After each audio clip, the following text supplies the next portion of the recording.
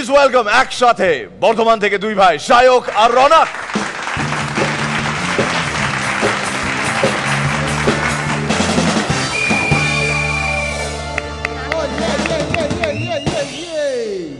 নমস্কার। নমস্কার। আমি এসেছি আকুড়ে পত্রিকা থেকে। আপনার সাথে দু একটা কথা বলতে চাই। ব্যস্ত কোন? আপনি তো একজন স্বনামধন্য চিত্রশিল্পী, তাই না? কেন? আপনার নামে ধন্য হইলে খুব ভালো হয় তো। মমতাদির একবার মায়াদি বইলা ডাইকা দেখেন না, কেমন ধন্য হয় টের পাইবে। যাকে যাক, আপনি এই লাইনে এলেন কি করে বলুন?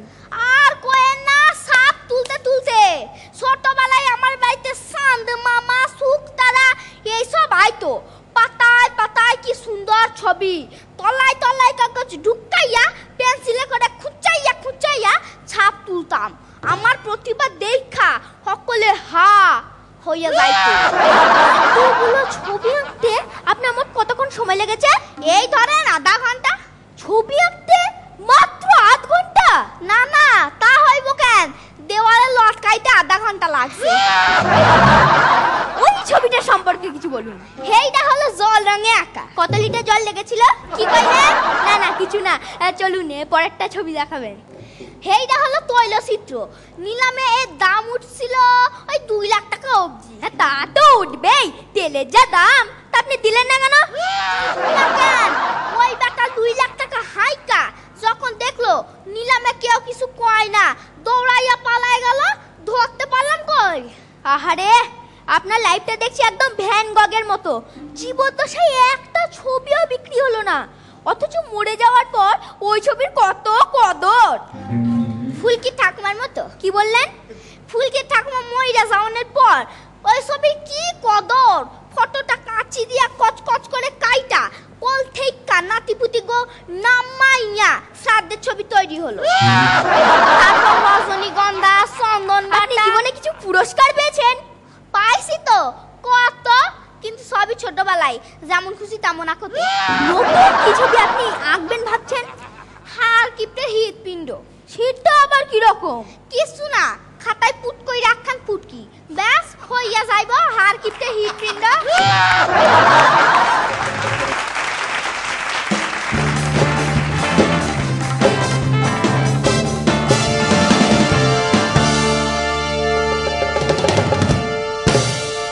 এই যে শহরে পেন্টিং এক্সিবিশনস হয়, অনেকেই তো আছেন যাদের ইন্টারেস্ট নেই, কিন্তু যেহেতু পার্টনার কার্ড পেয়েছে তাকে সঙ্গে করে যেতে হবে বা দেখাতে হবে যে সে সাংঘাতিক ভালো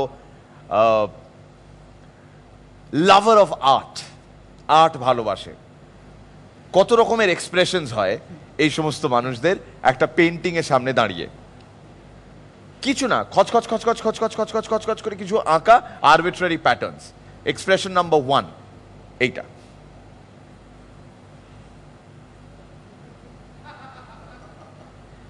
এটার মানে হচ্ছে শালা কি এঁকেছে, আমি কি একাই বুঝতে পারছি না নাকি বাকি সবার একই হাল? এটা খুব অনেস্ট এক্সপ্রেশন আর কি। এক্সপ্রেশন নাম্বার 2, কিচ্ছু বুঝতে পারেনি কিন্তু দেখাতে হবে সে দারুণ অ্যাপ্রিশিয়েট করছে।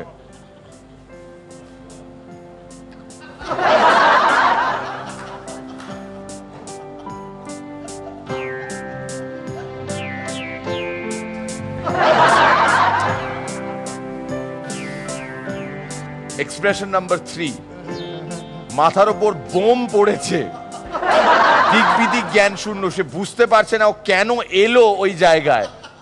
তার এক্সপ্রেশন মানে নিজের কষ্ট সে নিজে সহ্য করতে পারছে না, যে সে এটা বুঝতে পারছে না, নিজের কাছে সে যে অশিক্ষিত প্রমাণিত হচ্ছে, এইটার যে এক্সপ্রেশন।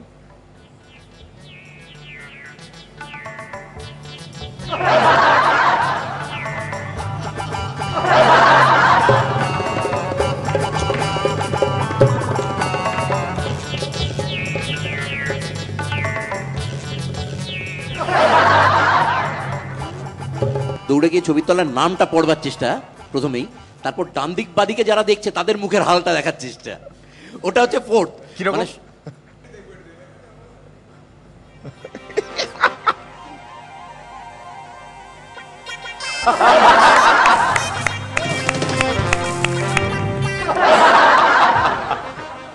এবং কষ্টের বিষয়টা কখন আসে, যখন সেই এক্সিবিশনের পেন্টার দরজার কাছে দাঁড়িয়ে রয়েছে, এবার বেরোচ্ছে, কেমন দেখলেন? এইবার তো ডাহা মিথ্যে কথাটা বলতে হবে। ও হচ্ছে পেন্টার, এক্সপ্রেশনটা দেখ, মুখে কিছু বলতে পারছে না।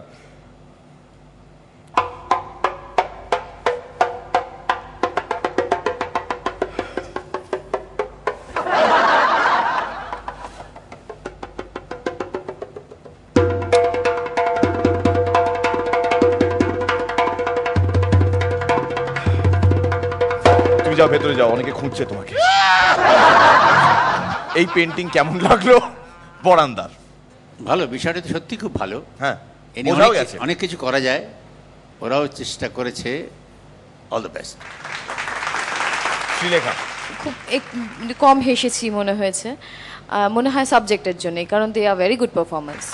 রনিদা, স্পিডটায় শুরুর দিকের চেয়ে আমার শেষের দিকটা মনে হয়েছে অনেক বেশি টাইট তৈরি বা অনেকগুলো মজার অংশ রয়েছে, কিন্তু শুরুর দিকে অনেকগুলো লুজ বা এমন মানে প্রায় গল্প বলার মতো একটা পোর্শন পাচ্ছি, এতে ছবিটা তৈরি হচ্ছে কিন্তু মজার মুভমেন্টগুলো বেরিয়ে উঠছে না, স্পার্কসগুলো তৈরি হচ্ছে না। সেটা হয়তো ওদের একটু বিট্রে করেছে। ভালো হবে, এখনো তো হাতে আরেকটা রাউন্ড রইল। All the best. রচনা, তোমায় একটা ননভেজ জোক শোনাবো, তবে ওদের চলে যাওয়ার পর। আগে কেমন লাগলো? আজকে আমি সত্যি কথা বলতে হেসেছি কম, কিন্তু আমি ভীষণ ভালো ফিল করেছি। আমি ভীষণ প্রাউড হয়েছি এই ভেবে যে তোমরা দুজনে হতে পারে সিরিয়াস ম্যাটার চুজ করেছো, বাট তোমরা সেটা করার নিজেদের মধ্যে সেই ইচ্ছেটা দেখিয়েছো যে আমরা করতে পারি এত বড় একটা হেভি সাবজেক্ট। বাট আমার মনে হয়েছে তোমরা দুজনেই ভীষণ ভীষণ ভালো performer. All the best for future. Thank you Shayak and Ronak, all the very best. খুব ভালো হয়েছে। আজ কোনো এলিমিনেশন নেই, সো নেক্সট পারফরমেন্সের জন্য অনেক অনেক শুভেচ্ছা। Thank you.